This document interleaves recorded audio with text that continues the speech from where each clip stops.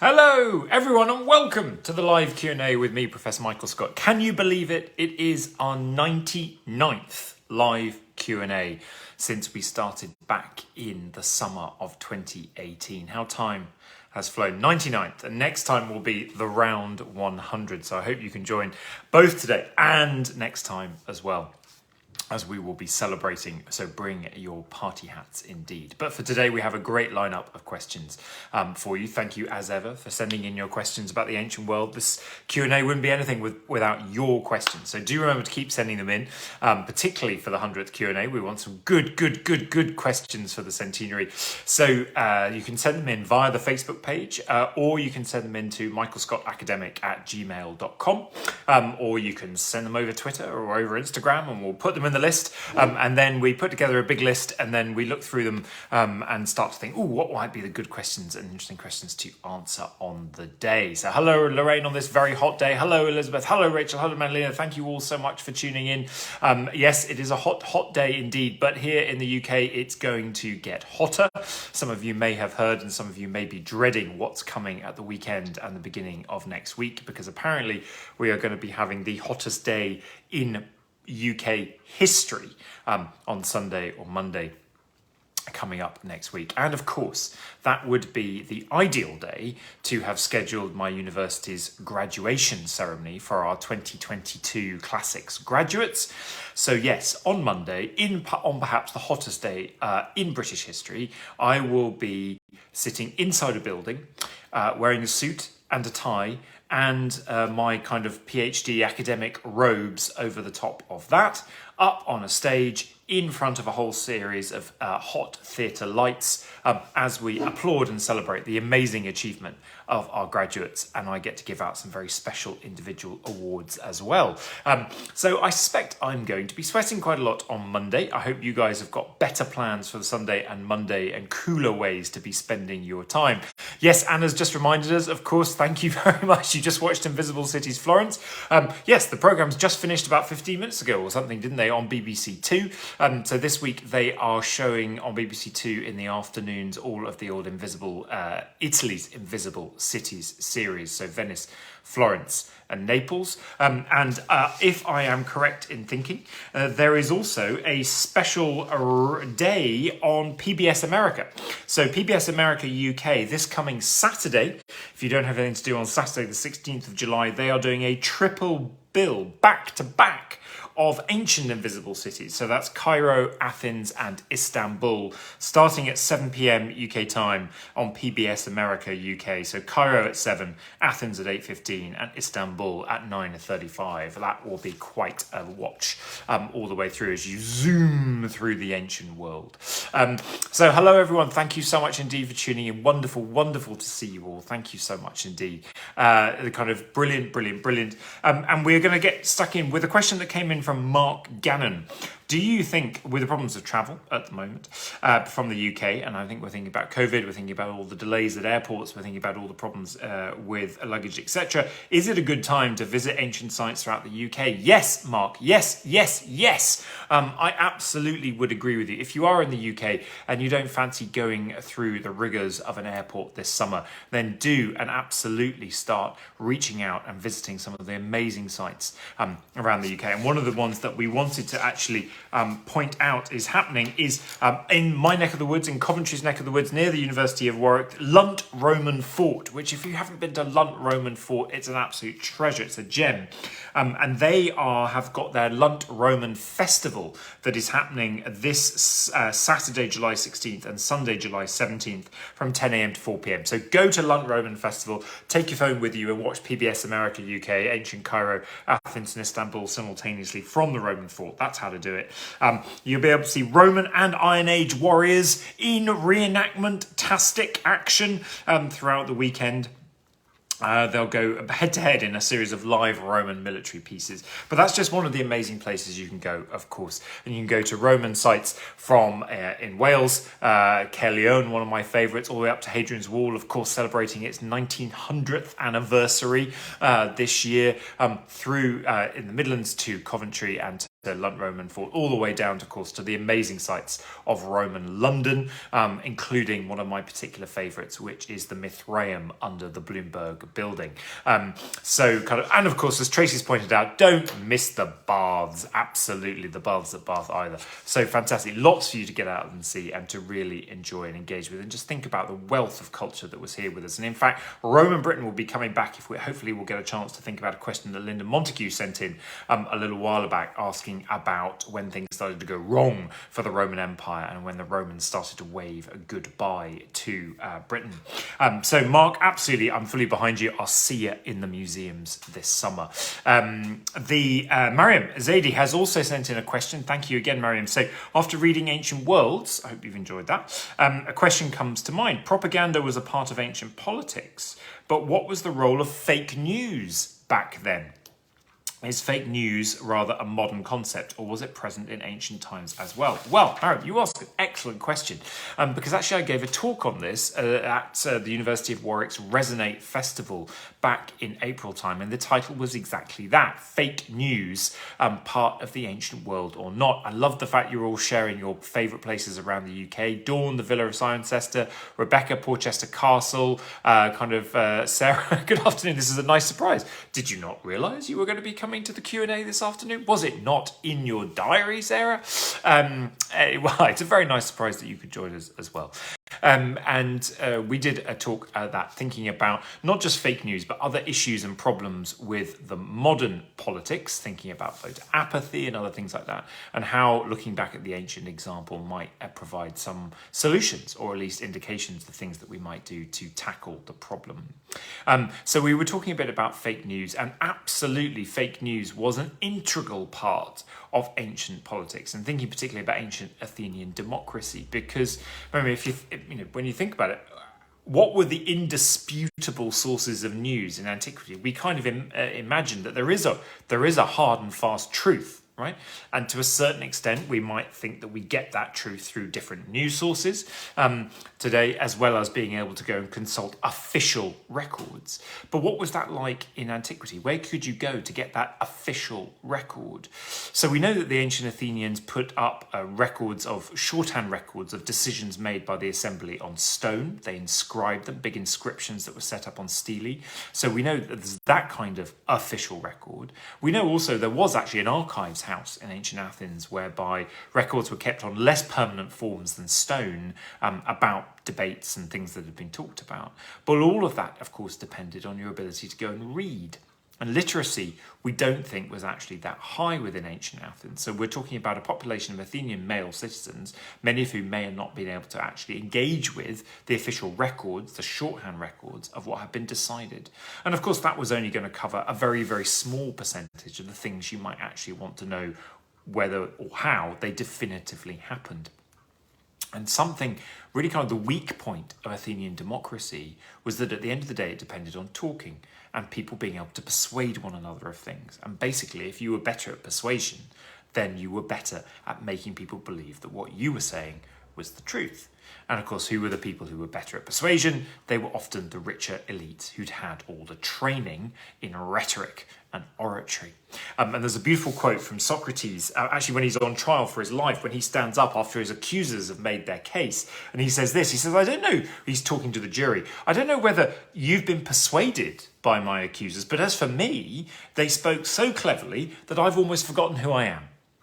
And yet there's hardly a word of truth in what they said. So kind of Socrates is acknowledging that they've almost persuaded even him that he is, who he thinks he is not. So Socrates kind of really getting to the point there of the fact that if you could persuade well, if you could speak well, you could basically make the ancient world believe anything as the truth. And that became a big problem. It was a real weak point of the democracy, and the Athenians were always constantly worried about it. If you dial forward to the early 4th century, there's a guy called Theophrastus who actually took over one of the philosophical schools from Aristotle, And he's an amazingly interesting character because he wrote philosophy, but he was also into botany and the study of plants and other animals, but also wrote the first set of kind of sitcom caricatures, if you like, of different stock characters that you find around the city of Athens. And one of them was actually entitled the rumour mongerer, right? The guy who spreads fake news. And this is how Theophrastus describes him. He's always the person stopping with friends to telling them about made-up stories that he's claimed to have heard from a reliable source. He assures them that the story is hot and definitely true. He quotes unreliable authorities. He makes himself and his stories the talk of the town. Everyone ends up agreeing with him because he puts on convincing displays of shock and horror. I think we always all know somebody like that, don't we? Can think of plenty of examples of that kind of rumour mongerer that Theophrastus characterised for us. So the question then becomes for him, isn't it? Kind of what did the ancient Athenians do about this? What could they do about this? How did they try and react to this in order to at least limit the threat posed by people being able to make up stories, because there was a lack of kind of official record that everyone could check, but also people who were trained to persuade well could persuade people of lots of different things. And there's not a lot. I mean, they do clamp down on people they think have told stories. So there's a story in 413 BCE when Athens has just suffered a massive military defeat in Sicily, but the Athenians don't know that yet. And the news is just beginning to arrive back in Athens. And ironically enough, supposedly, an escaped kind of soldier gets back to Athens and he ends up telling a barber in the city. And the barber is the one who starts talking about the news that Athens may have had this massive defeat in Sicily. And in fact, while this is totally uncorroborated, no one wants to believe it. And so actually he's accused of spreading unrest and he's tortured because of the kind of stories that he's trying to tell that everyone thinks he's making up. Until, of course, more people start turning up and confirm that his story is true. So definitely the Athenians tried to clamp down on those that either they didn't want to hear the stories of or they thought were rumour mongering. But then they did have a few checks and balances in the system. So you will have heard of ostracism. So people could move to actually kind of ostracize and chuck out of Athens for 10 years somebody who was causing too much trouble. And in the 4th century, that turns into a legal procedure called graphe paranomon, to bring a legal court case against someone for having broken the law in the assembly. But that doesn't at all work as a foolproof plan in any way, shape or form. And the Athenians never really solved the problem of fake news, and that's why potentially we still have such a problem with it today. But I think there's one piece of advice which does come through in the ancient writer Thucydides.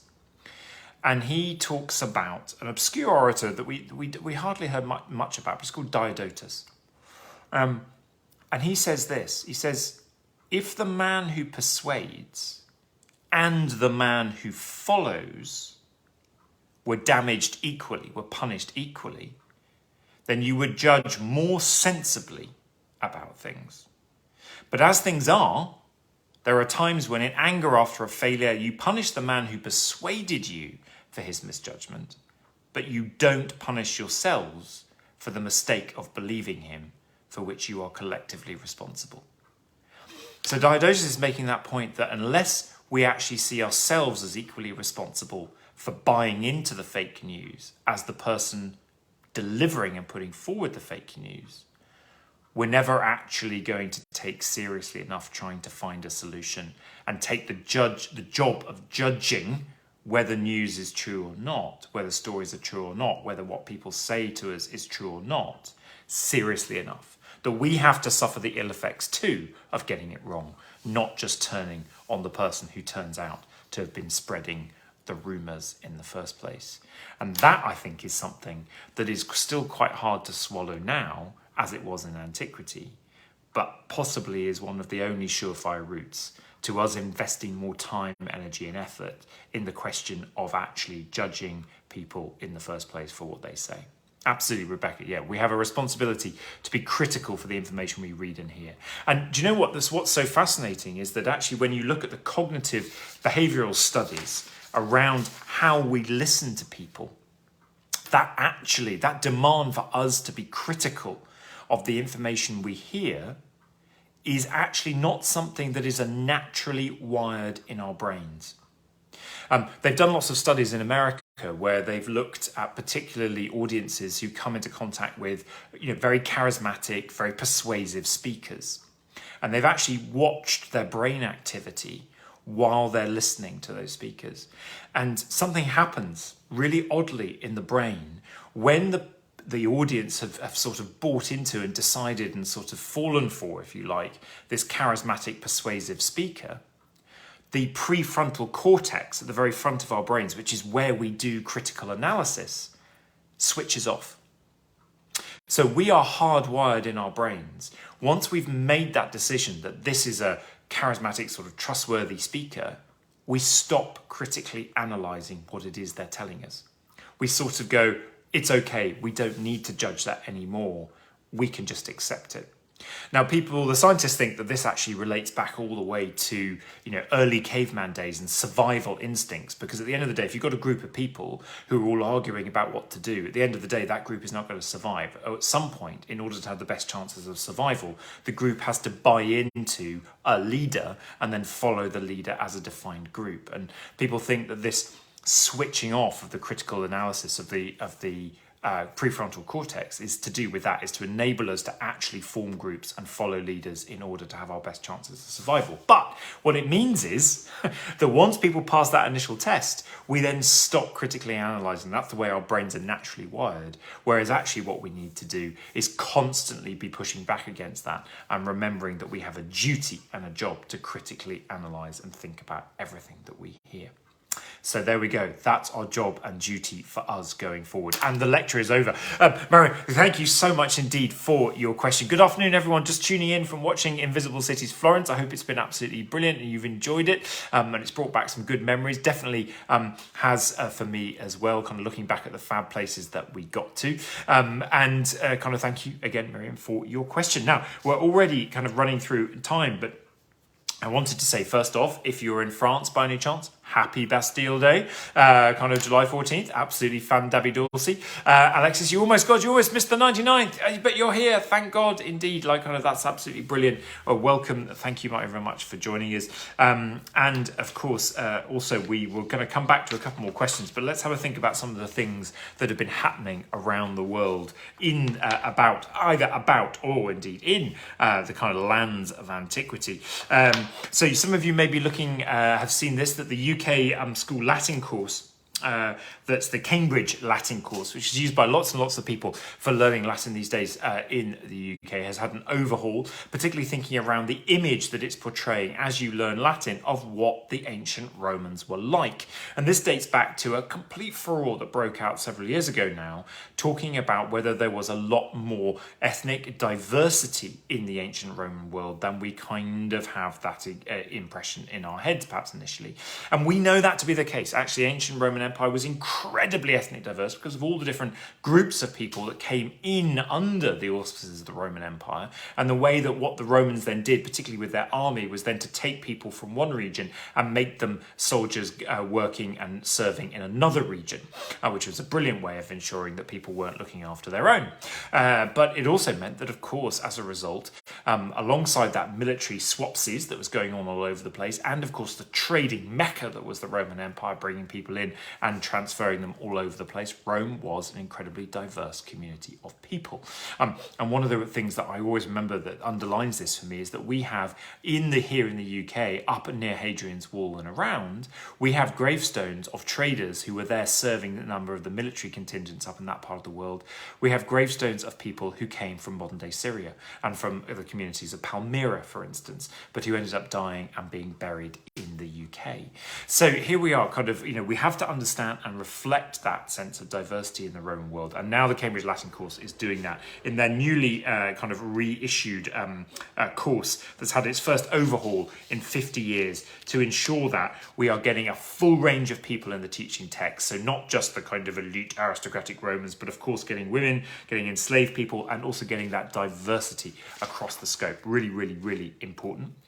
From Games Rant, we've had the 7 best board games that feature the Greek gods. Absolutely.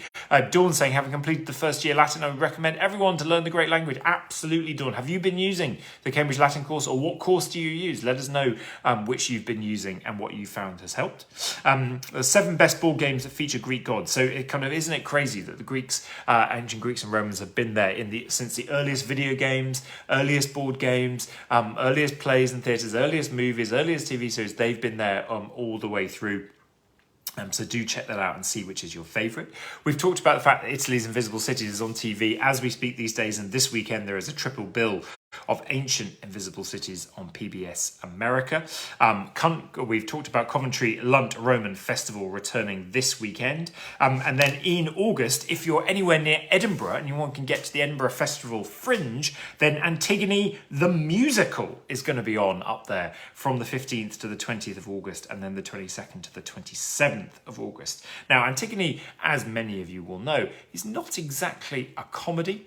So I would be interested to see how it gets turned into a musical with kind of, but this could be, they talk about it. It's a radical and fun musical retelling about one young girl standing up to tyranny, packed with humour and super catchy tunes that have you humming all the way to the end of the play, when pretty much everyone except Creon the King dies. I'm sorry if I gave the game away there on the story. And then coming through in October this year, so thinking after the summer, don't forget there's a brand new exhibition at the British Museum opening up on the hieroglyphs, the unlocking of ancient Egypt, because in 22-23 we are in fact celebrating 200 years since the decipherment of Egyptian hieroglyphs in 1822. Now I've just been writing about this and the discovery of the Rosetta Stone and the subsequent race to decipher the hieroglyphs as part of my new book that's coming out next year in 2023 for X Marks the Spot. So this is going to be a fabulous exhibition to get a look in. But they're using inscriptions on the very objects that Champollion, one of the key kind of people in the decipherment, and other scholars studied. So really this is kind of the detective trail, an exhibition about the detective trail of unlocking and deciphering hieroglyphs. So definitely don't miss that. If you fancy a bit more online, then my lecture that I gave quite recently about the gritty reality of the ancient Olympics for our Warwick Classics Network Ancient Worlds Day is online and available. And also, I think you might have been mentioning the podcast. Yes, so we've got a You're Dead to Me podcast out again, which came out, it was about an ancient Athenian democracy, and it came out in the week that we saw Boris Johnson resign as PM. So there couldn't have been a better week for politics to have been on our minds, both ancient and modern. And we talked about some of the slippery politicians of ancient Athens and their rise and fall as well. But the Against the Law group have been bringing out some absolutely stunning podcasts for you to have a listen into. I particularly like the fact they've gone for themes. So you've got a podcast about breakups, both mythological and famous historical breakups. So you can hear about Jason and Medea, the dramatic divorce case of Phania and Titinius, and the attempted divorce by Hipparete of her playboy husband Alcibiades, among many others. So that's brilliant. There's another one about weather, so talking about how people thought about the weather in antiquity, but then possibly my absolute favourite, Against the Law podcast about chickens. Yes, chickens. They talked to Ophelia Lebrasseur, who is an archaeologist and expert on chickens. And it turns out that chickens are fascinating. They have been everything from royal chickens to the world's first chicken farm in antiquity to chicken as sex symbols in ancient Greece. That was the present that you gave to another person if you really fancied them. Flowers were so passé. Give the person a chicken instead. Omen giving sacred chickens, chickens you could use to divine the will of the gods, etc. Oh yes, everything you wanted to know about chickens and more. Check out that podcast. Absolutely brilliant. So lots going on, lots of fun stuff to get involved with over the summer. Antigone song, I'm getting buried in the morning. Get me to the cave on time with that be the next phrase? Something like that. Yes, kind of. I think we could do this, couldn't we? I mean, let's see how Antigone the musical goes at the Edinburgh Festival Fringe. But if it doesn't take off, perhaps we should write the script for something going forward together and and perform. I think it'd be brilliant. I don't think Sophocles, Aeschylus, and Euripides would be turning in their graves in any way, shape, or form. What is myth if it is not there to be retold, suitable for every generation? So we've got time for a couple more questions. Rachel Campbell, you've been waiting patiently for your question to be answered. And your question is about another Greek tragedy, Iphigenia at Aulis. Now, this is a Euripidean tragedy. And this is the story of Iphigenia, of course, the daughter of Agamemnon and Clytemnestra, who ends up being sacrificed in order to get the winds for the Greeks to be able to sail for Troy. And Iphigenia actually comes into quite a few tragedies because here's this figure of this young girl who is sort of lured away from her mum on the pretext of actually being married, being disposed in the play to Achilles. Right? So she goes all happy to see her dad, thinking she's going to be married to Achilles, only to find out that actually she needs to be sacrificed by her own father in order for the Greeks to get their winds to sail for Troy, to get the victory that the father so desperately wants. And the play revolves around the character of Iphigenia, but Rachel's question is actually about the perception of Achilles, right? You've been thinking a bit about the play and you've got lots of information on the context, but what do we think about Achilles' intervention? And Rachel is in her third year with the Open University and writing her last extended essay on Achilles. So this is absolutely fascinating, Achilles, in this play, because he finds out that he has been used as this lure to bring Iphigenia to the Greek camp. And he's absolutely furious in the fact that he's been used as a prop in this plan, but without actually being the progenitor of it. So they've sort of decided to use him without actually consulting him. And so he leaps in and gets involved when Iphigenia arrives to protect her, but it's not actually really to protect her, it's to protect his own honour for his name being used in vain, as it were. So he's brought in as this heroic character who's doing a sort of heroic act, but then you realise he's actually doing it for completely selfish and egotistical reasons, rather than necessarily for her, for Iphigenia. And then the Greeks actually turn on him in a really quite extraordinary scene, which, compared to Achilles in the Iliad, in which he's the hero that all the Greeks want to be and sort of desperately try to enjoin to come and join them and lead them, etc., etc. But here in this play, they actually turn on him for trying to stop them from sacrificing Iphigenia and getting to Troy to get that glory. Here's Achilles actually stopping people from going to war and getting their own glory. And as a result, Achilles could almost be murdered, right, in the play if Iphigenia does not step forward as she does and actually say heroically, I understand what is required of me and I will willingly be sacrificed. Right? It is Iphigenia at the end of the play, the girl, the woman, who shows the men really what her hero behaviour should really look like. And so she goes to her death in the play, leaving all the men of the play, and particularly, I think, Achilles, looking pretty shoddy.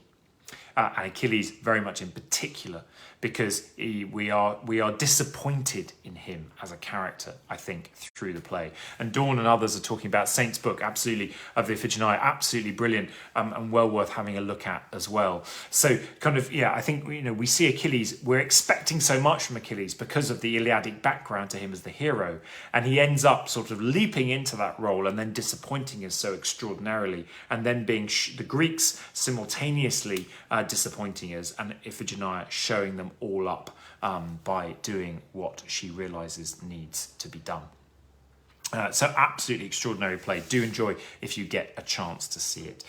We are so out of time. I don't have a chance to go to talk about Linda Montague's question about what happens to the Roman Empire after its conversion to Christianity, but we will come back to that in our 100th Q&A, as we will to Leanne Wemburn-Price's question about Ray Harryhausen's stop motion work. We will come back to that as well. So we are out of time, but when is going to be the 100th Q&A? Yes, we can be back in 2 weeks' time. So on the 28th of July at 5 p.m. UK time, we will be coming together for our 100th Q&A.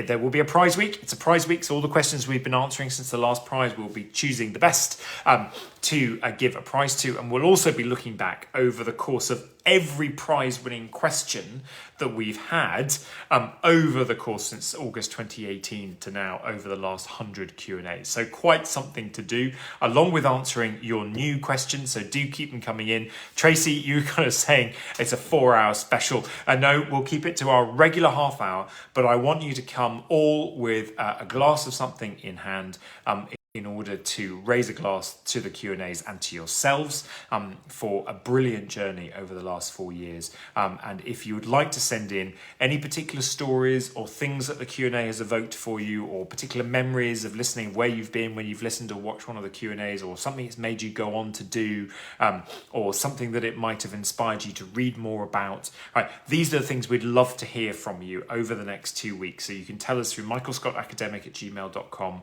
or you can send us a message through the Facebook page. We'd love to have some idea about what the Q&A means to you, so that we can talk about the questions that we've answered, about the prize-winning questions, answer some new questions, but also reflect together on what the Q&A has meant to you over the last 4 years and 100 Q&As. So see you then on the 28th of July at 5 p.m. UK time. And until then, stay safe, stay well, stay out of the heat if you can, and have a great time. Take care.